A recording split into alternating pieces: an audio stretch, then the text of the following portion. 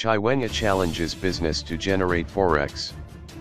Vice President Constantino Chaiwenga has challenged business to enter the export sector and earn vital foreign currency, which is currently in short supply and affecting Zimbabwe's capacity to process external payments due to empty nostro accounts.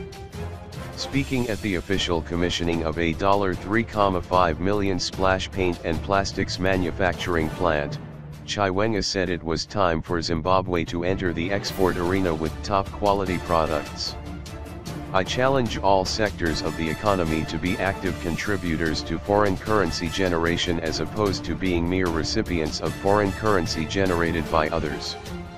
Let each and every economic player be cognizant of the need to play their part, he said. Zimbabwean banks are struggling to meet the foreign currency needs of individuals and companies for imports because their nostro accounts are empty owing to foreign currency shortages which have hit the economy. Factory manager Anis Patel said Splash Paints and Plastics created 300 jobs following the completion of the first phase of their expansion.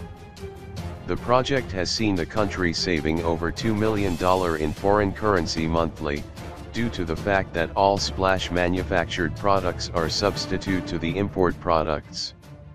With the commissioning of this plant, we are looking forward to exporting the surplus product, he said. Splash Paint and Plastics, which is operating at 70% capacity, manufactures its own paints and plastic products which include plumbing pipes, electricity conduits, and other accessories.